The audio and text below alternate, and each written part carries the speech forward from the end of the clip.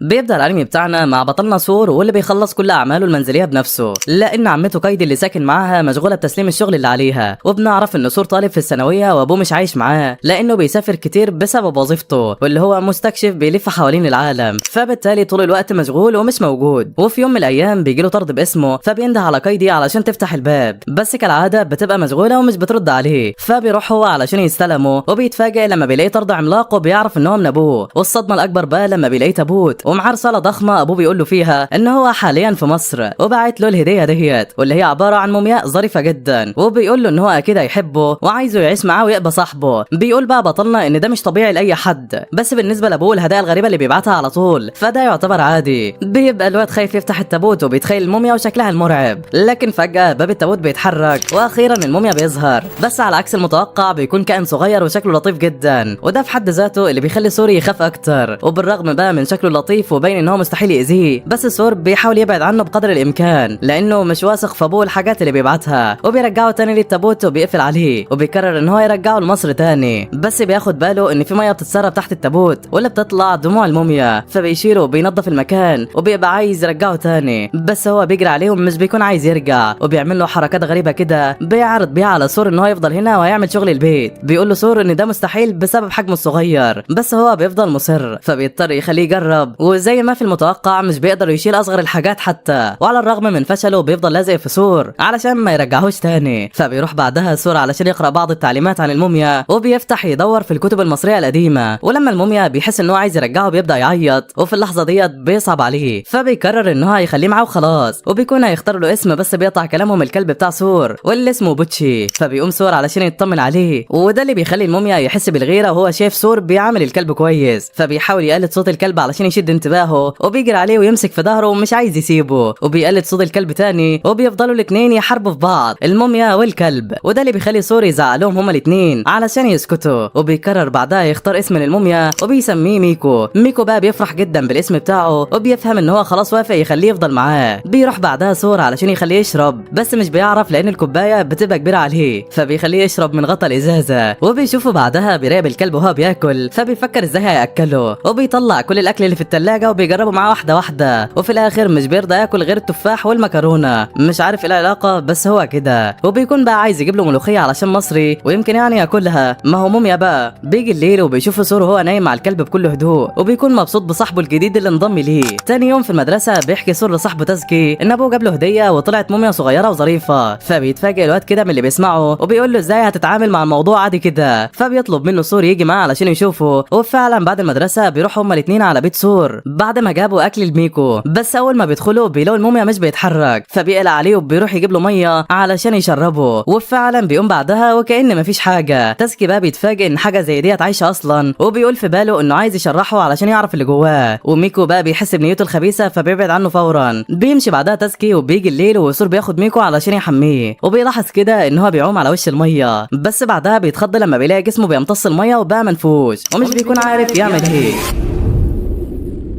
المهم بيجي تاني يوم وبنشوف سور مع تازكي في المدرسه، وتازكي بيديله الدفتر بتاعه علشان ينقل منه الواجب بتاع الانجليزي، لان سور بيسقط كل مره، وبيعرفه ان هو هيجي له يذاكر معاه النهارده علشان الامتحان اللي جاي. فبيروح بطلنا البيت وبيتفاجئ لما بيلاقي ميكو مش بيتحرك، عنده جفاف زي امبارح، وفورا بيروح يجيب له ميه علشان يشرب، وبيساله اذا كان بيشرب ميه وهو مش موجود، فبيرد ميكو ان هو بيشرب، وده اللي بيخلي سور يستغرب سبب الجفاف اللي بيجيله، بس مش بيشغل باله كتير وبيروح علشان يجهز العشاء. وبيشوف ميكو بقى وهو بيحاول يشيل السكينه علشان يساعده في الطبخ، بس بتكون تقيله عليه. انت بتعمل ايه يا عم انت؟ بتجيله فكره بقى وبيعملوا سكينه صغيره على قده باستخدام قطر صغير، وفعلا بتنجح، وميكو بيبدا يقطع الخضار الصغير، وهو شغال قطعه من الخضار بتقع، فبيروح علشان يجيبها، بس هو كمان بيقع وراها وبيكون هيخبط في الارض، بس بطلنا في اخر لحظه بيلحقه، ونتيجه لكده وشه بيتخبط في الحيطه، فبيعتذر له ميكو لانه ما كانش يقصد وكان بس عايز يجيب الخضار اللي وقع، بس سور بيعرفه ان مفيش مشكله، وده اللي بيخليه يحبه اكتر. بعدها بطلنا بيسيب الاكل يستوي وبيروح علشان يعمل الواجب بتاعه، وميكو بيحب يساعده بس بيبهدل الدفتر بتاع تازكي. سور بقى بتجيله فكره علشان ما يزعلهوش وبيعمل له كتاب صور صغير على قده، بس بعدها بيجي تازكي وبيزعق له لما بيلاقيه مشغول ولسه ما خلصش الواجب اللي عليه، فبيهديه بطلنا وبيروح علشان يجيب له حاجه ياكلها، وميكو بيكون خايف لانه هيفضل لوحده مع تازكي، وبيتخيل يعني ان هو عايز ياكله. على الناحيه الثانيه بيكون تازكي عايز يقرب منه، فبيغريه بالاكل وبيبتسم له، وده بيخلي ميكو يثق فيه، ولما بيروح علشان يدوق الاكل تازكي بيمسكه بيقول له اخيرا مسكتك. بيحاول ان هو يشوف بدايه القماش اللي عليه علشان يعرف ايه اللي جواه، بس في اللحظه ديت بيجي سورو وبيتعصب عليه وبيعرفه ان القماش ده يعتبر هو جلد ميكو وما ينفعش يعمل كده تاني. تاسكي بقى بيخاف منه وبيعتذر وبيقول له ان هو ما كانش قصده، الفضول بس هو اللي غلبه. بعدها سور بيديله اكل من بتاع الكلاب علشان يخليه يقرب من ميكو لانه بيحبه، وفعلا الخطه بتنجح وميكو مش بيبقى خايف من تاسكي اخيرا. بعدها سور بيحكي له عن موضوع الجفاف بتاع الموميا وبيفكر ان هو لازم ياخد المدرسه معاه لان الموضوع اتكرر كذا مره، وده اللي بيخلي تاسكي يتصدم وبيحاول يخليه يتراجع عن قراره، بس سور بيفضل مصر. وفعلا تاني يوم بياخده مع المدرسه وبيخبيه في الشنطه بتاعته. بعد الفصل بيقفوا هما الثلاثه وسور بيخلي ميكو يوعده انه مش هيخلي حد يعرف ان هو موجود ابدا، ولو حد شافه يعمل نفسه مجرد دميه مش بتتحرك. وبيعرض عليه تاسكي يحطه في الديسك بتاعه بدل الشنطه يعني، وده هيكون احسن. لما بقى بيروحوا الفصل بياخدوا ميكو علشان يحطوه في الديسك، بس في اللحظه ديت بيعطس وبيطلع صوت. واحده زميلتهم من الفصل اسمها تيغو بتاخد بالها وبتساله اذا كان ديت اللعبه بتاعته، بس سورو وتاسكي بيتصدموا لما بتسالهم اذا كانت اللعبه بتقدر تعطس. فبيحاول سورو يخبي الموضوع وبيقول ان هو اللي عطس لانه عنده برد، وبتكون تيغو عايزه تلعب مع ميكو فبيعرض عليها سورو ان هو يعمل لها موميا زيه. وبعد الفصل فعلا بيقدر يخيط 3 لعب شبه ميكو، وبيكون تاسكي مصدوم من الموهبه والسرعه بتاعته. بس بتقطع كلامهم تيغو اللي بتيجي وبتبقى مبسوطه لما بتشوف اللعبه بتاعتها وبتاخد واحده وتطلع على طول، ولكن بعدها سورو وتاسكي بيكتشفوا انها خدت ميكو الاصلي. وشهم بيجيب الوان وبيتحركوا فورا علشان يلحقوها قبل ما تكتشف الحقيقه، بس جرس الحصه بيرن وبتطلع حصه الرياضه. تيغو بتحط ميكو مع الهدوم بتاعتها في غرفه تغيير الملابس بتاعه البنات، وبيكون ميكو خايف لانه لوحده، بس في اللحظه ديت بيشوف فتحه تحت الحيطه وبيفكر ان هو لو عدى منها اكيد هيلاقي سورو وتاسكي، فبيروح يدخل فيها ولكن بيلاقي حيطه قدامه فبيطلع عليها، والمشكله انها بتدخله في مكيف الهواء وبيتصدم لما بيلاقي فار قدامه، فبيبدا الفار يجري وراه وميكو بيهرب منه. على الناحيه الثانيه بتبدا حصه الرياضه عند سورو وتاسكي وبياخدوا بالهم من الشنطه بتاعه تيغو فبيفكروا ان ميكو فيها، وسور بقى بيقرر ان هو يخلص كل التمارين بسرعه علشان يروح لتيغو ويسالها. واول لما المدرب بيديلهم الاشاره بيجري بسرعه جدا وفعلا بيخلص. لما بيروح لتيغو بيسالها عن اللي في شنطتها بيتفاجئ لما بتطلع فوطه، بيقلق اكتر على ميكو وبيروح يدور عليه في كل مكان. في نفس اللحظه الموميا لسه بيجري من الفار اللي جاي وراه، وسور بيحس ان في حاجه في الشجره وفعلا بيطلع ميكو والفار. تاسكي بقى بسرعه بالفوطه بتاعته بيقدر يمسك الفار ويبعده عن ميكو، وسور بيبقى فرحان جدا لانه بخير وما حصلوش حاجه. بنشوف بعدها في الفصل تيغو وهي بتعتذر منه لانها ضيعت اللعبه اللي هو اداها لها، بس سور بيقول لها مفيش مشكله، بيدي لها لعبه ميكو المزيفه وبيعرفوا ان هو لقاها في الممر فبتشكره وبتبقى فرحانه بيها جدا. وفي البيت سور بيسال ميكو عن اول تجربه ليه في المدرسه، وميكو بيكون خايف من اللي حصل بس بيقرر ان هو يفضل يروح لانه عايز يقضي وقت اكتر مع سور. بنشوف بعدها سور راح علشان يخرج الزباله وميكو قاعد مع الكلب، وفي اللحظه ديت بتخرج كايدي اللي اخيرا خلصت شغلها وبتكون مفكره ان الاكل اللي على السفره بتاعه عباره عن اكل كلاب وشويه مكرونه صغيرين، فبتفكر انها كانت مشغوله عن سور لدرجه ان هو بياكل اكل فقرا زي ده. واول ما بيدخل بتحضنه وبتفضل تعيط علشان صعبان عليها، بس هو بيهديها وبيقول لها ان ده اكل ميكو وبيعرفها عليه لانها اول مره تشوفه وان ابوه بعته له في تابوت، وما بيشغلش بالها اي حاجه من الكلام ده غير التابوت، وبتطلب من سور يوريه لها فورا. واول ما بتشوفه بتكون مبسوطه بيه جدا وبيبان انها هي اللي كانت طالبه من اخوها اللي هو ابو سور يعني يجيب لها التابوت ده. بيسيبها سور وهي فرحانه بالهديه بتاعتها وبيتحرك علشان يروح المدرسه، بس قبل ما يخرج من الباب بيغمى عليه وبيبان ان درجه حرارته عاليه جدا واتصاب بنزله برد، فبيفضل في السرير ومش بيروح المدرسه، وبيطلب من كايدي تسيبه في الاوضه لوحده وبيقفل على نفسه علشان ما حدش يتعدى منه، بس بيكون عايز يشرب ومش قادر يتحرك. على الناحيه الثانيه كايدي قاعده مع ميكو بتقول له انها مبسوطه علشان صديق جديد انضم ليهم، وبتعرفه انها مش خايفه منه لانها شافت اصناف زيه كتير قبل كده. في اللحظه ديت تليفونها بيرن وبيكون سور وبيطلب منها تجيب له ميه لانه مش قادر يتحرك، فبتقلق عليه جدا وبتروح تحاول تفتح الاوضه بس هو بيرفض علشان ما حدش يتعدى. مش بتستسلم وبتلبس قناع وتدخله من الشباك، وفي الاخر بيطردها برضه. بتقعد ميكو مع الكلب وبتغطيه وبتقول له انها تعمل الاكل. ميكو بقى بيتفرج عليها وهي بتطبخ وبيفتكر سور صديقه اللي تعبان وبيبدا يعيط. عند سور بقى بيبقى عرقان جدا وبيقوم علشان يغير هدومه، بس بيسمع صوت كايدي عالي وهي بتندى على ميكو، واول ما بيوصل بيلاقي ميكو اتصاب بحاله جفاف تاني. بتعرفه كايدي ان هو كان بيعيط وبعدها ما بقاش يتحرك، فبيعرف سور في اللحظه ديت ان هو قبل كده لما اتصاب بالجفاف برضه برضه كان بيعيط لانه حاسس بالوحده طول ما هو مش معاه، فبيقرر يخليه معاه على طول، ولكن بيغمى عليه وبتاخده كايدي ترجعه لاوضته وبتسيب ميكو معاه. بيعدي الوقت وبيجي تاسكي بعد ما كلم كايدي وعرف منها انه سور تعبان وعلشان كده جاي يطمن عليه، فبيطلب منه سور ان هو ياكل ميكو والكلب لان جه ميعاد اكلهم. بالليل بقى بيكون ميكو قاعد جنب سور، بس فجاه سور بيبدا يكح وبيبان ان هو تعبان جدا. ميكو بيفتكر الكدمات اللي كانت كايدي بتعملها له وبيقرر يعملها هو كمان، بس مش بيقدر ياخد الفوطه معاه لان المكتب عالي جدا وهي تقيله عليه، فبيسيبها وبيطلع هو بنفسه وبينزل في طبق الميه وبيروح بعدها يقعد على دماغ سور وبيبقى هو نفسه الكماده بتاعته، وده اللي بيخلي بطلنا يحس باحساس كويس. بيفضل ميكو على كده طول الليل، وفي الصبح بيصحى سور وحالته بتكون اتحسنت وكمان مستعد علشان يروح المدرسه. بس المفاجاه ان ميكو بقى هو اللي تعبان، فبيقرر يفضل معاه ويغيب عن المدرسه، وبيتصل على تاسكي وبيعرفه ان هو هيغيب النهارده كمان. وهو قاعد معاه ميكو بيشاور له ان هو عاوز يخرج، فبيحاول سور يقنعه ان الجو برد وما ينفعش،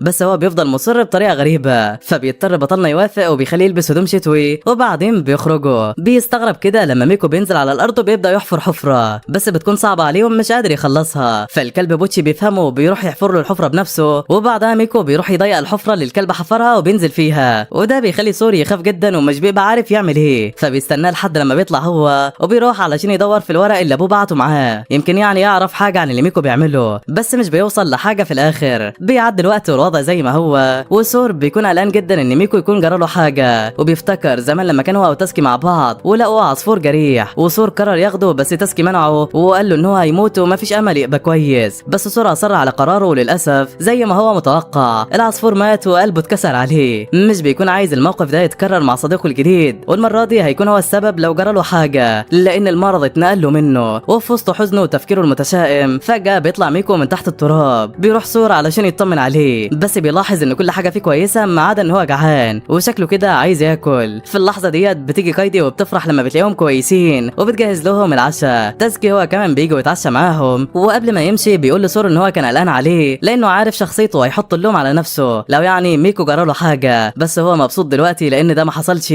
وميكو كمان بقى كويس. بعدها بيودعه ويمشي. سور بقى في الوقت ده بيدون كل الملاحظات اللي عرفها عن ميكو، وان هو بيقدر يتعالج لما بيدفن نفسه في التراب. الضمادات اللي عليه ديت تعتبر زي جلده وملهاش ولا بدايه ولا نهايه، وبيقول في نفسه ان في حاجات كتيره جدا لسه مش عارفها عن ميكو ولازم يعرفها واحده واحده. وفي واحده من الشوارع بنشوف كائن صغير في نفس حجم ميكو واقف كده لوحده ومش بنعرف هو ايه ده. بعدها بنشوف ان تاسكي مروح من نفس الشارع وبيسمع صوت حد ماشي وراه، وكل ما يقف الصوت يقف. بيفكر بقى ان هو حرامي وعايز يثبته، وعلشان كده بينادي على اللي بيمشي وراه بيقول ان هو معهوش حاجه تتسرق، فبيطلع اللي مستخبي وبيكون كائن صغير زي ميكو واسمه اوني، وده نوع الكائن مش اسمه، بس شكله غريب ومتبهدل. مش بيهتم تاسكي وبيمشي، بس الاوني بيمشي وراه، فبيقف تاسكي وبيقول ان هو مش مهتم بالنوع بتاعه، وبيشاور له على بيت سور علشان يروح هناك لان الناس اللي هناك طيبين وبيعرفوا يتعاملوا مع الكائنات الصغيره. وبعدها بيسيبه يمشي، وفعلا الاوني ما بيمشيش وراه، واول لما بيوصل لبيته اخته بتزعله علشان اتاخر، فبيعتذر لها وبيطلع على اوضته، وبيتفاجئ اول لما بيفتح الباب لانه بيلاقي الاوني بره الشباك بتاعه، بس بيروح ويقفل في وشه وبيكون متضايق ان هو جه وراه. بيروح يذاكر بعدها وبيعدي الوقت، فبيروح يشوف اذا كان موجود ولا لا، وفعلا بيلاقي لسه موجود، فبيصعب عليه وبيدخله اوضته وبيقول له انها تبقى ليله واحده بس اللي هيسمح له يقضيها معاه. بيروح يدور له على حاجه ياكلها بس مش بيبقى عارف النوع بتاعه ده بياكل ايه، ولما بيرجع اوضته بيلاقيه نايم في سريره، فبيزعق له لانه متبهدل وهيوسخه. بيشيله علشان ينضفه، والاوني بيفهم كلامه وبينط في كوبايه الميه بس تطلع ميه سخنه وبيتحرق، فبيجيب له تاسكي حته تلج وبيحطها عليه، وبعدها بياخده بينيمه جنبه على السرير، ولما بيصحى بياخده يرميه بره وبيقول له ما ترجعش هنا تاني. وفي المدرسه بنشوف واحد من الطلاب بيكلم صاحبه ان هو شاف كائن غريب في حديقه بيته قبل ما يجي. بعدها تاسكي بيقعد مع سور وبيحكي له عن الاوني اللي مشى وراه امبارح، والسور طبعا بيكون متحمس جدا علشان يشوفه، وبيقترح على تاسكي ان هو يخليه معاه ويربيه، بس تاسكي بيقول له انه خلاص الموضوع خلص لانه رماه زمان واكيد مشى دلوقتي. بس لما بيروح بيلاقيه هناك فبيفقد الامل وبيقول ان هو يقعد معاه الليله ديت بس،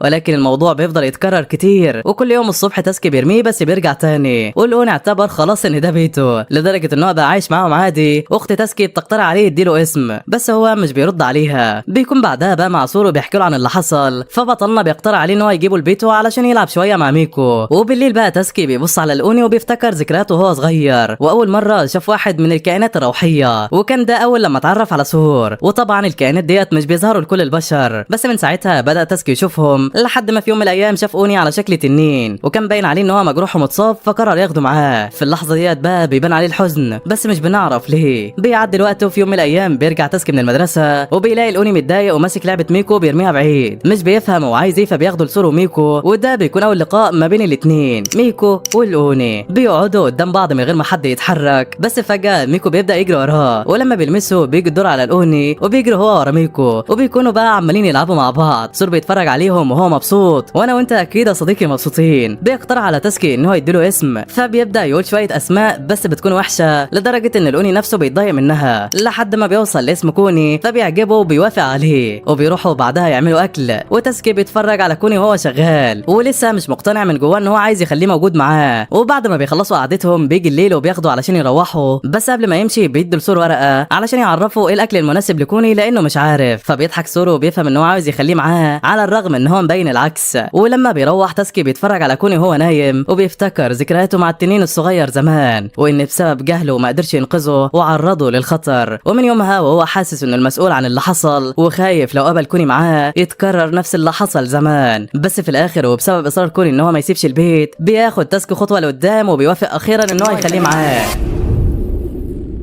المهم بعدها بنشوفهم وهم في المدرسه، واحد صاحبهم اسمه شيزوكي بيعمل في تاسكي مقلب وبيحط سحليه لعبه على الديسك بتاعه، بس المقلب مش بينجح وتاسكي بيقفشه. في اللحظه ديت بيلاحظ سور ان ميكو مركز جامد مع السحليه ومنبهر بيها. بيجي سوسكي بقى وبيديله سحليه لعبه هو كمان علشان يلعب بيها، فبيديها لميكو بيبقى مبسوط جدا بيها وبيقعد يلعب بيها في الفسحه، بيلفها بالمناديل بتاعته. وهم مروحين بقى تاسكي بيسال سور عن السبب اللي بيخليه يجيب ميكو كل يوم المدرسه مع انه عدى شهرين، فبيقول له ان ميكو بيحس بالوحده في البيت وهو حاليا بيفكر ان هو يدربه ازاي يقعد لوحده من غيره. بعدها بيساله اذا كان ناوي يجيب كوني مع المدرسه، فبيقول له تاسكي ان هو مجنون وفي اول يوم هيجيبوا فيها هيتفضحوا كلهم. ولما بيروحوا البيت سور بيدور على كايدي اللي مش بيسمع صوتها، بس بيتفاجئ لما بيلاقيها نايمه في التابوت اللي ابوه بعته، بيسيبها ترتاح وبيقفل عليها تاني لانه عارف انها بتتعب في شغلها. بيروح بعدها علشان ينفذ خطته، بيقول لميكو انه هيخرج شويه ويجي، ولو قدر يفضل لوحده من غير ما يعيط هيحكي له قصه قبل النوم. على الناحيه التانيه بنشوف تيغو زميلتهم اللي بتروح بيتها بس مش بتلاقي امها موجوده، وبتكون خرجت علشان تشتري شويه طلبات. بتطلع تيغو اوضتها بس بتتفاجئ لما بتلاقي سحليه ضخمه قدامها، بتكون اكتر حاجه بتخاف منها هي السحالي. هي مش سحليه ولكن كان روحي على شكل تنين صغير، بس تيغو مش بتبقى عارفه كده، ومن صدمتها بتقف مكانها من غير ما تتحرك. اول لما بتستوعب الوضع بتبدا تصرخ وبتقع على الارض. التنين مش عارف يعمل ايه، فبيجيب لها اللعبه بتاعتها علشان يهديها، بس هي بتخاف اكتر وبتجري، وطبعا هو زي العبيط بيجري وراها. لما بقى بتلاقي جاي طاير وراها بترمي عليه اي حاجه في ايديها، بتكون مفكره انها خلصت منه، بس بتلاقيه واقف جنبها ولا كأن حاجه حصلت. في نفس الوقت بيكون سور بيتمشى في الشارع وبيوصل قدام بيت تيغو، وبيلاقيها بتجري عليه مره واحده وهي بتعيط. بيحاول يهديها علشان يفهم منها اللي بيحصل، فبتقول له ان في سحليه ضخمه جوه بتطلب منه يساعدها. بيوافق سور على كلامها، بس اول لما بيدخل بيتصدم من المنظر اللي هو شايفه، لان البيت كله مقلوب على بعضه. فبيخاف من تيغو مش من السحليه بسبب قوتها اللي قدرت بيها تدمر البيت بالشكل ده. بيدور في الادراج وفعلا بيلاقيها، وبيقول لها ان ده تنين مش سحليه، بس هي برضه بتكون مرعوبه وبتجري بعيد. والتنين بيكلم سور بلغه الاشاره وبيحاول يشرح له ان هو كان قلقان عليها لانها وقعت من فوق السلم وجرحت رجليها. سور بقى بيروح يكلم تيغو ويشرح لها الموضوع، وهي بتفتكر فعلا ان هو ما جاش وراها غير لما وقعت، وكمان في اوضتها ما حاولش يأذيها. البنت بقى بتهدى وبتعتذر منه لانها فهمته غلط. بيجي التنين وبيقدم لها ورده، وده اللي بيخليها تاخده بالحضن، وبتبقى زعلانه انها كانت هتأذيه. بعدها بياخدها سور لبيته، وهم في الطريق بيعرفها ان الكائنات ديت اسمها الكائنات الروحيه. هو كمان عنده واحد في البيت واخدها معاه علشان يوريه لها، وبيعرفها ان هو كلم تاسكي علشان يجي هو كمان. فبتساله تيغو اذا كانوا اصدقاء بره المدرسه هو وتاسكي، فبيرد سور انهم اصدقاء من ايام الحضانه، وطول حياته كان لوحده، بس تاسكي هو الوحيد اللي كان معاه، ولحد دلوقتي هو صديقه المفضل. وبيقول لها ان هو باين عليه ان هو بارد من بره بس هو طيب جدا. بيوصلوا بعدها بيت سور، واول لما ميكو بيحس ان هو وصل بيجري عليه، بس بيتصدم اول لما بيشوف تيغو وكمان التنين اللي معاها. بيبدا يعيط. سور بقى بيروح يهديه وبيمدحه ان هو قدر يقعد لوحده في غيابه. تيغو بقى بتكون متفاجئه لانها كانت فاكره ان ميكو مجرد لعبه اطفال، فبيشرح لها سور السبب اللي خلاه يعمل كده، لانه مش عايز ناس كتيره تعرف ان الكائنات ديت موجوده، لان ده هيعرضهم للخطر وممكن الناس يبداوا يصطادوهم، وعلشان كده هم بقدر الامكان بيحاولوا يخفوا وجودهم عن البشر. بيقطع كلامهم صوت الجرس، وبيكون تاسكي هو اللي وصل. سور بيقوم يستقبله وبيكون عايز يغمي له عينيه علشان يوريه المفاجاه الجديده، بس تاسكي بيرفض. في اللحظه ديت بتدخل تيغو والتنين، واول لما تاسكي وبيشوفه بيفتكر ذكرياته مع التنين القديم، بيبدأ يعيط. بيقعدوا هما الثلاثة بعد كده وبيفكروا في الحاجة اللي التنانين هتاكلها، وتيغو بتقدم له انواع كتيرة من الاكل بس هو بيرفضها كلها، لحد ما في الاخر اخيرا بياكل حاجة شبه الفول كده. بتسمع كايدو صوتهم من جوه وبتفوق من نومها، ولما بتخرج وبتشوف سور قاعد مع اصحابه بتفرح جدا. بتقعد معاهم وبتتعرف على تيغو صاحبتهم الجديدة وكمان الضيوف الجداد كوني والتنين اللي لسه لحد دلوقتي ملوش اسم. فتيغو بقى بتقرر تختار له اسم جديد واللي هو ساو، وده بما انه خلاص هيقعد معاها من هنا ورايح.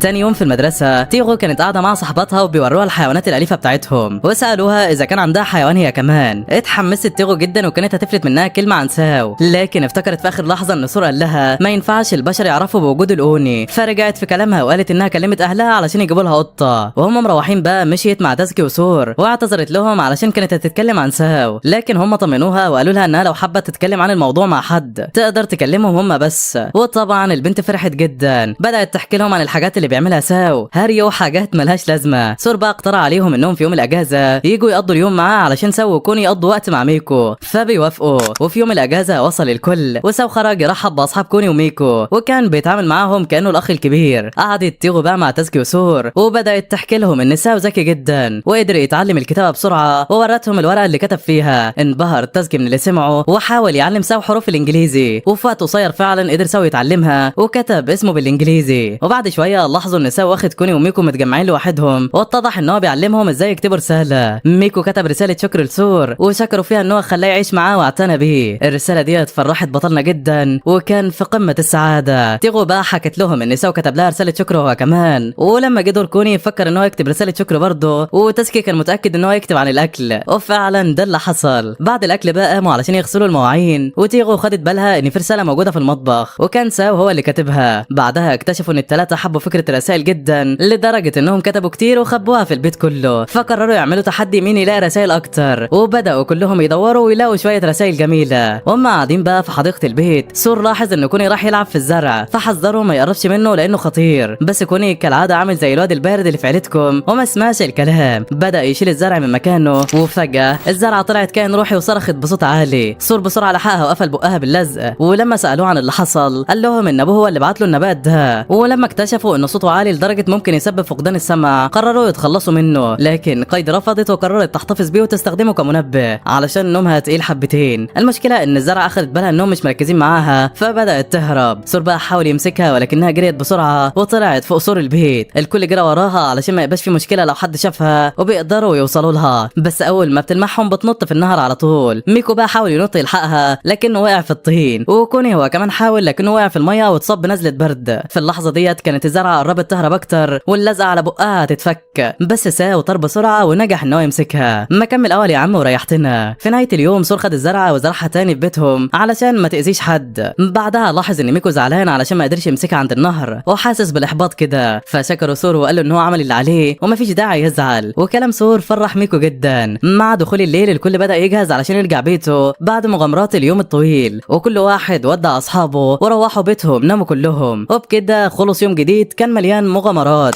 بعدها بنشوف واحد من زمايل سور في المدرسه واللي اسمه شيكي بيحلم ان هو في مكان غريب مليان اسود وكائنات شكلها مرعب بتقرب منه. بيحاول يهرب بس في كتله من السواد بتكتفه، الوحوش بتقرب منه. في اللحظه ديت بيقوم مخضوض من النوم وبيبقى في الفصل وبيبان عليه التعب وبياخد باله من نظره الطلاب ليه، فبيطلع من الفصل فورا. وهو ماشي في الممر سور بيخبط فيه فبيعتذر، لكن فجاه شيكي بيقع عليه من التعب. في نفس الوقت على السطح تاسكي وتيغو بيكونوا مستنيينه ومستغربين ان هو متاخر، بس فجاه بيدخل عليهم وهو شايل شيكي على ظهره، وبعد ما بيرقدوا على المخده بيعرفهم ان هو حاول يوديه للممرضه بس هو ممنوع يدخل لسبب ما، وكل اللي عملوه انهم ادوا له مخده وغطا يتغطى به، فملهاش حل غير ان هو يجيبه معاه. يعني بيفتكر تاسكي كلام واحد من صحابه ان في طالب غريب في الفصل اللي جنبهم عامل مشكله في مكتب الممرضه فاتمنع ان هو يدخل، وبيعرف ان شيكي هو المقصود. بياخدوا بالهم بقى ان هو بيعاني في النوم وبيبان عليه ان هو بيحلم بكوابيس، بس فجاه بيقوم وبيهجم على تيغو وهو مش في وعيه، لكن سور بيلحقها في اخر لحظه. ولما شيكي بيفوق بيستغرب من المكان اللي هو فيه وبيزعق لهم وبيقول لهم يبعدوا عنه. بيتضايق تاسكي من افعاله وبيقوم علشان يزعق له، ولكن سور بيهديه. شيكي بيمشي على طول. بعد الحصص بقى ما بتخلص سور بيروح يدور على الفصل بتاع شيكي وفعلا بيوصل له، لكن شيكي بيصده وبيقول له يبعد عنه. سور بيقول له يا عم انا كنت جاي بس علشان اديلك دمادات تعالج بيها جرح ايدك لانها اتعورت، وبيعرض عليه انهم يمشوا مع بعض في طريقهم للبيت. شيكي بيستغرب من افعال سور كده بس مش بيرفض طلبه. بيمشوا مع بعض فعلا وهم في الطريق. الولد بيحكي قصته وهي انه عايش لوحده علشان ابوه وامه طردوه من البيت لان افعاله بتبقى عدائيه لما بيتحرك وهو نايم، وبيكسر كل حاجه قدامه، وبيعرفه كمان ان هو ما بيحلمش غير بكوابيس وحياته كده من ساعه ما كان في ابتدائي. سور بقى بيسمع الكلام وبيصعب عليه فبيطلب منه ان هو يروح معاه لبيته، وفعلا بيروح لهناك بس بيتفاجئ لما بيلاقي البيت كله مليان تمايم حمايه واللي هو لازم مكتوب عليه كلام غريب فاكرينه بيمنع السحر والاذى يعني. سور بقى بيعرفه انها مضره وبيشيلها وبينظف البيت كله. بعدها سور بيديله ورقه مرسوم عليها كائن غريب اسمه الباكي وبيقول له يحطه تحت المخده وان الكائن ده يظهر وياكل الكوابيس. وطبعا بطلنا بيضحك وهو بيقول كده لانها مجرد خرافه الاهالي كانوا بيضحكوا بيها على اولادهم، لكنه بيعملها كوسيله انها ممكن تحسن من نفسيته. وشيكي بياخد الورقه فعلا وبيشكره. بالليل بقى الواد بيحط الورقه تحت المخده زي ما سور قال له، وبيفكر قد ايه سور شخص طيب ولازم يعتذر له هو واصحابه بكره على اللي عمله. بيحس بالنعاس بقى وبينام، لكن فجاه بيصحى على حاجه غريبه. بيشوف دخان بيلف حواليه وبيلاقي الكائن اللي في الصوره ظهر وبيبلع الدخان. شيكي بيفتكر ان هو بيسحب روحه فبيخاف جدا وبيرن على سور فورا. واول ما سور بيوصل وبيشوف الكائن بيتحمس جدا وبيقول ان ده كائن روحي اسمه الباكي. بياخده يلعب معاه وبيخلي شيكي كمان يلعب معاه علشان يكسر حاجز الخوف اللي عنده. بيتفاجئ سور بقى لما بيعرف ان ديت اول مره شيكي يشوف الكائنات ديت، وبعدها بيوري له ميكو. تاني يوم في المدرسه بقى سور كان قاعد مع تيغو وتازكي بس بيبقى عايز ينام علشان فضل صاحي طول الليل، ولما بيسالوه عن السبب بيحكي لهم اللي حصل وبياخدهم علشان يشوفوا شيكي، لكن بيلاقوه ما حضرش النهارده فبيقرروا يسالوه لما يجي، ولكن تاني يوم مش بيجي برضه. الموضوع بيتكرر ل3 ايام ورا بعض. في اليوم الرابع شيكي بيظهر اخيرا لكنه متغير تماما، نظره التعب اختفت من على وشه، وبيعرف سور ان هو نايم بقاله 3 ايام وما صحيش غير النهارده، وتقريبا ديت اول مره ينام من غير ما يحلم بكوابيس. بعدها بيروح يعتذر لتيغو علشان كان هيضربها وهو نايم بس هي بتقبل اعتذاره. بتقول له انها عرفت حالته من سور وبتعرض عليه يتغدوا مع بعض، وطبعا الواد بيوافق وبيتغدوا سوا. بعد الغداء بيروحوا مع بعض البيت سور وبيتعرفوا على بقيه الكائنات اللي عنده. بيقترحوا عليه يختار اسم الباكي فبيختار اسماء في البدايه وحشه لكن في الاخر بيستقر على اسمه موكو. شيكي بقى بيكون مبسوط جدا وهو قاعد معاهم وبيقضوا الوقت مع بعض. سور بقى بيروح ياخد صور للكائنات الصغيره وبيعرفوا ان هو بيسجل ملاحظات علشان ميكو، وبيقترح بعدها عليهم يعملوا نفس الحاجه. تاني يوم بقى سور وشيكي بيتقابلوا على باب المدرسه، وقبل ما يروح للفصل شيكي بيعرف سور ان هو يروح يعتذر للمعلمين والممرضه والناس يعني اللي اذاهم قبل كده. بيشكروا بقى لانه بفضله حاجات كتيره في حياته اتغيرت وكمان الدنيا معاه بقت احسن. سور بقى بيبتسم وبيقول له ان هو مش لازم يشكره لانهم اصدقاء والاصدقاء ما بينهمش الحاجات ديت. وبعدها كل واحد بيتوجه لطريقه.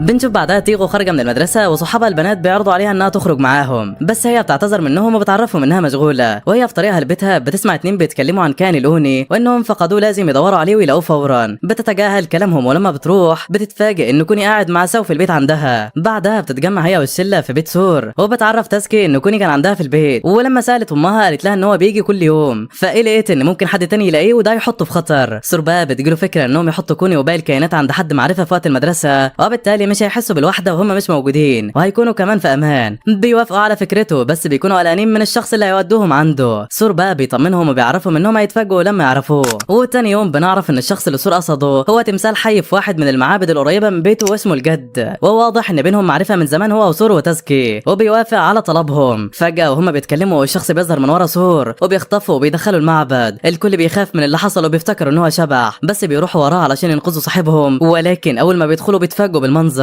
سور قاعد مع بنته قدامه وبيعرفهم انها حارسة المعبد وخلاص وافقت على طلبهم. بيشكروها على تفاهمهم وبيتحركوا على المدرسة، وبعد ما المدرسة بتخلص بيرجعوا علشان ياخدوهم وبيكونوا مفتقدينهم جدا. سور بقى بيلاحظ ان ميكو نضيف وبيلمع على عكس ما كان متوقع انه هيلاقيه بيعيط في حالته المعتادة، وبيشكروا الحارسة بعدها وبيمشوا. وتاني يوم قبل المدرسة سور بيجي يوصل ميكو وبيكون الباقي سبقوه في توصيل الحيوانات بتاعتهم. في نص اليوم ميكو واصحابه بيلعبوا علشان يقضوا وقتهم، وبالغلط موكو بيخبط في الباب وبيخليه يفتح فتحة بسيطة. بيلاحظ ميكو حشرة بشرة صغيرة من خلال الفتحة ديت، فبيخرج علشان يشوفها، لكن لسوء الحظ الحارسة بتاخد بالها ان الباب مفتوح فبتقفله، وميكو بيتحبس بره ومش بيلحق يدخل. بيحاول يخبط على الباب بس من غير فايدة، الحارسة ما بتسمعش صوته، وفي اللحظة ديت بيسمع صوت حد جاي فبيستخبى تحت خشب المدخل بسرعة، وهناك بيقابل كائن شبه كوني بالظبط بس مش هو، وبيكون اوني، واحد من نفس نوع كوني يعني. الاوني بيعمل اشارات لميكو وبيعرض عليه انه هيجي معاه. ميكو بيفهم انه عاوز يرجعه للمعبد فبيمشي معاه. بياخدوا الاوني وبيمشي في الغابة، وميكو بيلاحظ انهم بعدوا عن المعبد بس برضه بيفضل ماشي وراه. الجو بيبدأ يمطر فبيستخدموا ورق شجر كمظلة ليهم، وفي الوقت ده الحارسة بتاخد بالها ان ميكو مش موجود فبتقوم وتدور عليه، بس للاسف مش بتلاقيه لانه بيكون وصل لنص الغابة، واللي بيبقى مكان مليان كائنات روحية كتير وشكلها غريب. الاوني بقى بياخدوا بيكملوا طريقهم لحد ما بيوصلوا لجذع شجرة، وهناك بيلاقي ان ده بيته. بيرحب بميكو، بيبقى مبسوط ان بقى عنده صاحب جديد وعايزه يفضل معاه على طول، وكان فاكر ان هو ضايع علشان كده اخده معاه يساعده. ميكو بيفهم من حركاته ان هو عاوز يفضل هنا للابد ومش عاوزه يرجع البيت، وعلشان كده بيعيط. الاوني بيتوتر وبيفكر يلعبه علشان يهديه، ولما ميكو بيهدى بيشاور على الباب وبيفهم الاوني ان هو ما كانش ضايع ولا حاجه، عايز يرجع للمعبد من تاني. الاوني بقى بيطمنه ان هو هيرجعه اول لما المطر يقف، وميكو بيفرح جدا. ولما المطر بيقف بتكون حارسة المعبد لسه قلقانه وبتدور على ميكو زعلانه جدا لانها مش لاقياه، بس فجأة بتسمع صوته وبيكون وصل اخيرا مع الاوني. بتفرح اول لما بتشوفه وبتحضنه لانها كانت قلقانه عليه جدا. الاوني بقى بيتفرج عليهم من بعيد وبيشاور لصاحبه وبيودعه وبيمشي.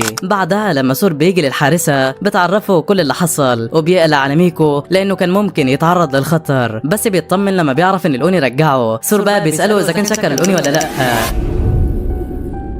بالليل بقى بنشوف الاوني وهو ماشي في الغابه ورايح ناحيه المعبد، وتحت المدخل بيلاقي ورقه فبياخدها. الورقه ديت مرسوم عليها صورته هو وميكو، وبعتها له كرساله شكر على مساعدته، وبيكون فرحان بيها جدا لدرجه ان هو بيعلقها في بيته. بتعدي الايام وبنروح بعدها لبيت تاسكي، واخته بتيجي وبتشتكي له من كوني لانه اكل الكعكه بتاعتها، ودي المره التاسعه اللي يعمل فيها كده. بتبقى زعلانه جدا لان الكعكه ديت جايه لها من سور وطعمها حلو جدا. بيهديها تاسكي وبيعرفها ان هو هيكلم كوني في الموضوع ده. بيروح بعدها وبيزعله على عملته، بس كوني كالعاده زي الواد البارد اللي في عيلتكم بيبين له ان هو مش مهتم بكلامه. بيتعصب تاسكو بيقول له ان هو لو ما سمعش الكلام هو مش هيعتني بيه، ولو عمل مشاكل تاني يبقى يخرج من البيت احسن. في اللحظه ديت بيفتكر كوني ذكريات من الماضي بتاعه وفي ناس حواليه بيأذوه، بس برضه بيبين ان هو مش مهتم بكلام تاسكي. تاني يوم بيصحى تاسكي من النوم بس بيتفاجئ لما بيلاقي كون مش موجود والشباك مفتوح. بيفكر بقى ان هو خرج يصيع زي كل مره وهيرجع على طول، مش بيهتم كتير وبيروح للمدرسه. وهناك صحابه بيسالوا لي ما جابش كوني النهارده للمعبد، فبيقول لهم ان هو خرج لوحده وعقبال ما يروح البيت هيكون رجع اكيد. ولكن لما بيروح بيلاقي اخته قدامه بتكون عامله وجبه لكوني، بس بتعرف تاسكي ان هو ما نزلش النهارده خالص زي ما هي متعوده. وفعلا لما تاسكي بيطلع علشان يشوفه في الاوضه مش بيلاقيه، وبيفتكر اذا كان مشى بجد متضايق من كلامه اللي قاله له امبارح. تاني يوم في المدرسه بيلاحظ سور ان تاسكي مش طبيعي، وبيكون باين عليه التعب الشديد لانه ما نامش طول الليل وكان بيدور على كوني. ولما سور بيعرف بيقول ان هو لازم يدور عليه بسرعه، بس بيرد ببرود وبيقول ان هو مش مهتم لانه مشى بارادته. وفي نهايه المدرسه بيجي شيكو وتيغو، وفورا لما بيعرفوا ان كوني مش موجود بيقولوا انهم هيدوروا عليه، بس تاسكي برضه بيمنعهم يدوروا عليه. ولكن المره دي سور بيقول انهم هيدوروا عليه لانه ممكن يكون ضايع ومحتاج مساعدتهم، فبيتضايق تاسكي من كلامه وبيسيبه يمشي. في اللحظه ديت بيفتكر ذكرياته لما كان طفل ولقى التنين الصغير، وبيشوف واحده من المرات وهو بيهرب مع التنين من واحد ماسك عصايه. بيفوقوا كلام واحد من زمايله اللي بيقول له ان هو سد الباب. فجاه بيبدا يجري وبيقول ان هو لازم يمنعهم يدوروا على كوني. وفي طريقه وهو بيجري بيفتكر الحادثه المؤلمه اللي حصلت له زمان. بيقول في نفسه ان هو من البدايه كان عايز كوني يمشي بس ما كانش ينفع يطرده، هو ارتاح لما مشى لوحده. بس بيكون باين قوي ان هو بيكذب على نفسه. بيبدا يعيط لانه حي كان قلقان على كوني. في الوقت ده بيجي له سور بالصدفه اللي بيدور هو كمان، ولكن وهم بيتكلموا سور بياخد باله من كوني على سقف واحد من البيوت، فبيبداوا يجروا وراه بس هو بيهرب بسرعه مش طبيعيه. بينفصل هو وتاسكي في نص الطريق، واللي بينده بصوت عالي على كوني علشان يرجع، بس مفيش فايده. وعنده سور بيقدر يوصل لكوني بس بيتفاجئ ان هو مش هو طلع واحد غيره من نفس النوع. بنرجع لتاسكي بقى وهو في واحد من الاماكن بياخد باله من حاجه. بيطلع ان كوني طول الوقت ده كان محشور في واحده من الفتحات وما كانش هربان ولا حاجه، ولما بيطلعه بيبقى مرتاح جدا ان هو بخير. في نفس اللحظه بيوصل بطلنا وبيعرفهم انهم كانوا بيجروا ورا كوني مزيف. تيغو وشيكو بيوصلوا هم كمان وبيقولوا انهم لقوا البنطلون بتاع كوني في النهر، كانوا مفكرين ان هو خلاص غرق، بس بيرتاحوا لما بيشوفوه قدامهم لسه عايش وبخير. وكمان كان بيجيب ورده علشان يديها لاخت تاسكي لانه زعلها. العيله. بيروحوا بعدها بقى علشان يطمنوا الجماعه اللي في المعبد، وبيجهز كل واحد منهم علشان يروح لبيته. وهم ماشيين بيبدا تاسكي يكلم كوني وبيقول له انه عاوز يقول له على حاجتين. الحاجه الاولى ان هو بيعتذر له لانه زعق له الليله اللي فاتت، بس برضه بيعرفه ان اللي عمله غلط، ما ينفعش ياكل اكل مش بتاعه. الحاجه الثانيه بيحكي له القصه اللي حصلت له، وانه زمان قابل تنين صغير كان بيحاول يهرب من الصيادين. هو حاول يساعده بس انتهى بالوضع ان هو حطه في خطر، وعلشان كده من البدايه ما كانش عايز يحط كوني في خطر وعايزه يمشي. بس بعد اللي عاشوا مع بعض هو عاوزه يفضل معاه على طول، ولو في وقت من الاوقات احتاج مساعدته او كان في خطر هو هيكون جنبه. كوني بقى بيتاثر جدا لما بيفتكر معامله الناس ليه زمان، وانه كان عايز مجرد ايد تحضنه. بيبدا يعيط، والاول مره بتنزل دموع الواد البارد اللي من العيله، وتحس ان هو صعبان عليك كده وبتحبه جدا. بتعدي بعدها الايام وبنشوف سورو وهو داخل البيت وبينادي على كايدي، بس محدش بيرد عليه. بيلاقي رساله وصندوق غريب موجود على الترابيزه، وفي الرساله كايدي بتقوله انها مشيت علشان شغل مهم، اما بالنسبه للصندوق فهو طرد من ابوك. وفي اللحظه ديت بيعرف سورو ان في مصيبه جايه، وفعلا الصندوق بيبدا يطلع صوت غريب. قبل بقى ما يفتحه بيفكر يبعد الكلب وميكو عن هنا علشان الخطر ما يوصل لهمش، بس بيقطع كلامه صوت الجرس وبيطلع تاسكي جاي يزوره. وعلشان سورو واثق ان اللي جوه الصندوق خطير بيرفض ان هو يدخله علشان خايف عليه، بس تاسكي مش بيستسلم وبيجيله من الباب الخلفي. ولما بيعرف ان في طرد جاي من ابو سور بيستعد هو كمان علشان يفتحوا الصندوق. سور بقى بيخليه ياخد الحيوانات بره البيت، لكنه وقتها بيستغل الفرصه، واول ما بيخرجوا بيقفل الباب وبيحجزهم بره علشان يفتح الصندوق هو لوحده. وفجاه اللزقه اللي على الصندوق بتتقطع لوحدها، دخان اسود بيملى المكان، صوت حد بيتكلم وبيقول انه هو انوبيس عايز يرجع لبلده ام الدنيا، ايوه هي مصر الغاليه. ولما بيظهر بيطلع تمثال على شكل كلب، واللي هو واحد من حراس المقابر المصريه القديمه واسمه انوبيس، وبيحكي لسور ان هو كان في متجر هدايا في مصر وابوه هو اللي اشتراه، بس ما كانش يعرف ان هو واحد من الكائنات الروحيه، فاشتراه على انه هديه عاديه لابنه. كل اللي كان مضايقه بقى ان هو كان محبوس في صندوق طول الرحله ديت. وهو بيتكلم بياخد باله من ميكو، فبيسال سور عليه، بيعرفه ان هو موميا، بس انوبيس بيرد ان هو مش موميا لانه عارف المومياوات كويس. وفجاه بيحطه في بقه علشان يتاكد، وسور بيتخض، بس انوبيس بيطمنه ان هو مش هياكله. وبيكون ميكو مستمتع بالموضوع كانه في جلسه تدليك. بعد ما بيخلص بياكد لهم ان ميكو مش موميا فعلا، بس ما يعرفش هو ايه بالظبط.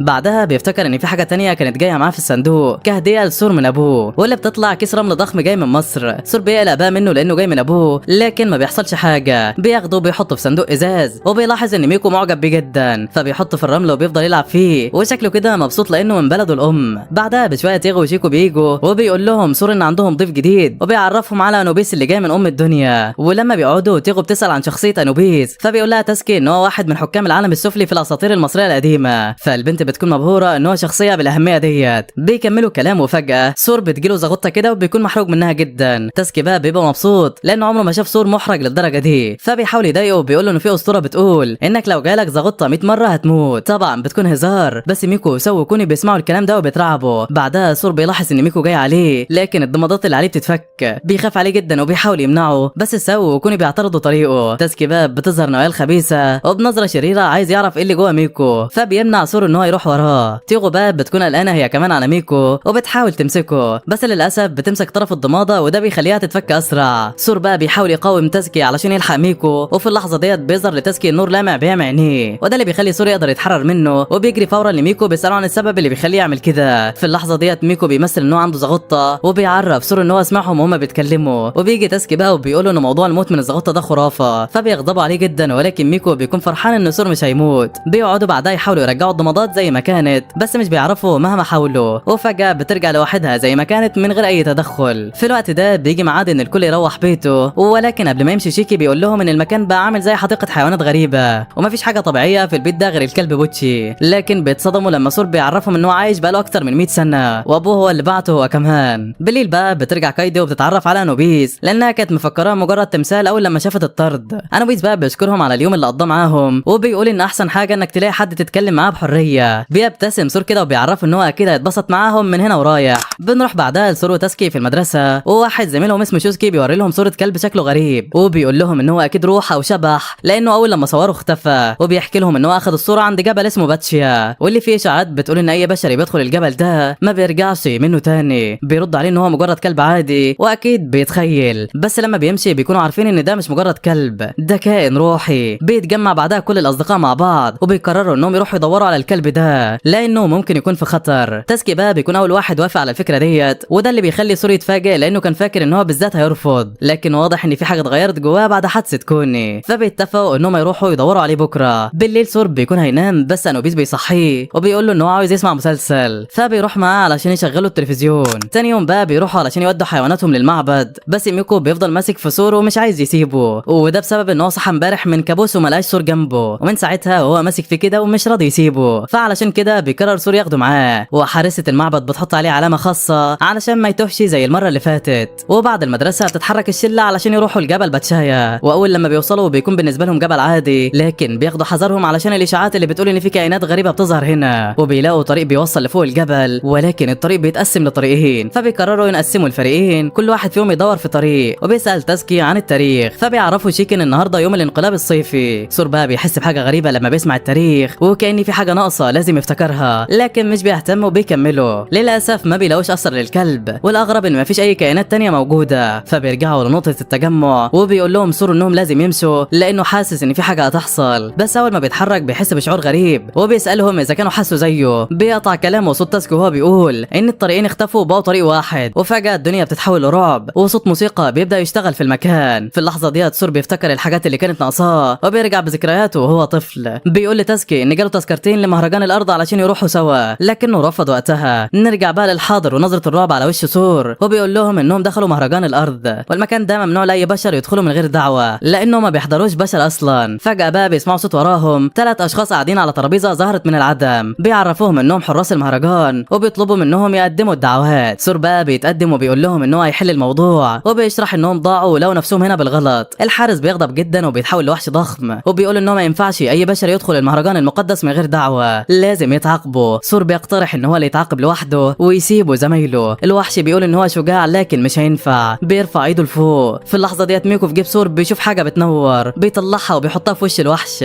وبيطلع إنها دعوات المهرجان. كده الوضع بقى بيتغير تماما، وبقى يحق لهم الدخول. الوحش بيهدى وبيطلب منهم يستمتعوا بالمهرجان. وفي اللحظة ديت تاسكي بيتعصب جدا من سور وبيضربه، بيزعله لأنه بيعمل كل حاجة على مزاجه، كان عايز يضحي بنفسه علشان خاطرهم. بعدين من العصبية بيسيبه ويمشي. سور بقى بيروح وراه علشان يفهمه، ولكن بيقطع صوت بيندى عليه من بعيد. اللي بيندى عليه هو واحد من معارفه القدامى اسمه يامادا، واللي بيرحب بيه وبيبان ان يامادا هو اللي اداله التذاكر وهو صغير. بعدها بقى بيجي شيكو وتيغو، وسور بيعرف يامادا انهم جايين يدوروا على كلب جريح، ويامادا بيقول لهم انهم يقصدوا قوي، وبيحكي ان كان في كلبين اخوات، ولما شافهم البشر قوي ضحى بنفسه علشان اخوه يهرب، فاتصاب ولكنه قدر ينجو في الاخر. بيروحوا بعدها بقى علشان يطمنوا على الكلبين، لكن بيلاقوهم بيتخانقوا. سور وتاسكي بيقرروا يرجعوهم لبعض، فكل واحد بيروح ورا واحد فيهم. سور بيوصل لقاوي وبيلاقيه بيعيط، وبيهديه وبيقول له ان صاحبه اتخانق معاه علشان مصلحته. وفي نفس الوقت تاسكي بيوصل للتاني وبيقول له ان صاحبه ضحى بنفسه علشانه لانه بيحبه. اللحظه ديت الكلبين بقى بيتصالحوا، وفي نفس الوقت سور وتاسكي بيرجعوا يتصالحوا هما كمان. بره المهرجان بقى عند الحراس بيجي واحد من البشر وبيقدم تذكره مزوره، وبيعرفوا على طول ان هو صياد. بنرجع لتاسكي اللي بيحكي لسور ان زمان حصلت حاجه لكنه خباها عنه لانه كان خايف ينفصلوا، خصوصا لو الكائنات الروحيه اللي سور مهتم بيها اتعرضت للخطر. سور بقى بيرد ان هو كان مجهز نفسه من البدايه لرحيل تاسكي، لانه مؤمن ان الصداقه مش دايمه، وانك لازم تبقى مستعد لان اي حد يدخل حياتك هيجي عليه الوقت ويخرج منها. لكن بيقول كده بصوت فيه حزن لانه شايف تاسكي مش مجرد صديق بل اخ واكتر من اخ. حتى تاسكي بقى بيرد بقوه وبيقول ان هو مستحيل يسيبه، هيفضل دايما موجود علشان يعتمد عليه في اي وقت.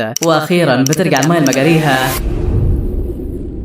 وبعدها بيتجمعوا عند شلال الكائنات الروحية. المكان بيديهم راحة مش طبيعية، بيتفرجوا على الكلاب وهم بيتسلقوا الشلال، وبيفتكروا أسطورة بتقول انهم لو طلعوا لاخره هيظهروا بشكلهم البالغ. لكن في وسط الاجواء ديت ما بياخدوش بالهم من حد وراهم بيراقبهم وبيصلي. فجأة بيخطف ميكو، بيظهر بعدها 2 من الحراس بيسألوهم اذا شافوا حد مشبوه. في اللحظة ديت سور بقى بياخد باله ان ميكو اختفى. بيتحرك سور بقى علشان يدور على ميكو، بينادي في كل مكان بس ميكو مش بيرد عليه. بتجيله واحدة من حراس المهرجان اللي على البوابه وبتقول لهم ان في بشري صياد اتسلل اللي هنا، اكيد هو اللي خطف ميكو. بيتصدم سور من اللي بيسمعه وان كده ممكن ما يقدرش يشوفه تاني. يامادا بيحاول يهديه وبيعرفه ان الحراس بيحاوطوا المكان واكيد الصياد مش هيقدر يهرب، بس بيقطع كلامه وصوت الانذار بتاع الحراس، وده معناه انهم مش لاقيين الصياد لحد دلوقتي. شيكي بقى بيتكلم وبيفتكر ان حارسة المعبد حطت علامه على ميكو واكيد ديت هتساعدهم يلاقوه. فبيبدا سور ينادي على ميكو بصوت عالي، وفي نفس الوقت بيكون ميكو مع الصياد اللي مبسوط ان هو يكسب فلوس كتيره من ورا الموميا اللي لقاها. بيحاول يفك بيفك الضمادات من عليه. بس في اللحظه ديت صوت سور بيوصل لميكو، العلامه بتتفعل وبتطلع دميه مربوطه بخيط بتطير في الجو. الفريق بيعرف ان ميكو فوق الشلال، فبيقرر سور ان هو يطلع بنفسه، وبمساعده تيغو بيقدر يوصل للصخور وبيتسلقها واحده واحده. لكن لسوء الحظ ايده بتفلت وبيكون هيقع، ولكن فجاه الكلاب بتظهر وبتمسكه وبتتسلق بالشلال لحد لما بيوصل اخيرا. في نفس اللحظه الصياد بيحاول يقطع الحبل اللي ظهر من ميكو وبينجح ان هو يقطعه، بس يا فرحه ما تمت. سور بيوصل له قبل ما يهرب وبيطلب منه يسيب ميكو فورا. الصياد بيستغرب ان في بشري موجود هنا، بيقول له ان هو اكيد عايزه علشان الفلوس، لكن سور بيتعصب عليه وبيقول له ان ميكو فرد من عيلته مش هيخليه يأذيه ابدا. بيهجم عليه بس الصياد بسهوله بيقدر يبعد عنه وبيكون هيهرب، لكن فجاه بيسمع صوت مخيف، بيكون ده صوت ملك الارض وصاحب المهرجان اللي بيقول ان هو هيعاقبه علشان دنس الارض بتاعته من غير اذن. النباتات بقى بتخرج من الارض وبتثبت الصياد مكانه، وبرق بينزل من السماء وبيفنشه حرفيا. ميكو بقى بيرجع لسور اخيرا، وبعدها الحراس بياخدوا الصياد علشان ياخد جزاؤه، وكشكر لسور واصدقائه انهم ساعدوا يمسكوا الدخيل بيقدموا لهم هدايا، بيبعثوا معاهم هديه لحارسه المعبد اللي بسببها قدروا يمسكوا الدخيل، وبيوصلوا شكر ملك الارض ليهم. وبعد ما بيودعوهم بيروحوا بعدها لبيت سور علشان يكملوا الليل، وهناك بيعرفوا ان الحيوانات بتاعتهم متضايقه علشان ما حضروش المهرجان زيهم. بس سور بيعرفهم ان في هديه جايه من المهرجان هتعوضهم، وفي الاول بيكون خايف انها تطلع زي الهدايا بتاعت ابوه، لكن بيبان بعد كده انها مجرد زينه بيعملوا بيها مهرجان صغير جوه البيت، وبيجهزوا كلهم وبيلبسوا لبس المهرجان وبيستمتعوا. بعدها بقى بيقعدوا مع بعض، وسور بيقول انه مش عايز الحياه الحلوه دي تخلص ابدا، عايز يفضلوا اصدقاء على طول وما يفرقوش بعض، وبيعرض عليهم يخرجوا مع بعض في عطله الصيف اللي قربت. الكل بيوافق وبيبداوا يقترحوا الاماكن اللي هيروحوها، والدنيا اخر حلاوه. كايدي بقى بتكون واقفه بتبص على ابن اخوها وفي عينيها نظره فخر لانه كسر حاجز الوحده اللي كان فيه طول حياته، كون صداقات ملهاش مثيل. وطبعا لحد هنا بتنتهي رحلتنا مع سور واصدقائه، والحقيقه كانت رحله فريده من نوعها وفيديو مختلف، وده اللي خلاها مميزه وحلوه. بتمنى بقى تكون الحكايه عجبتكم، ويلا سلام سلام سلام.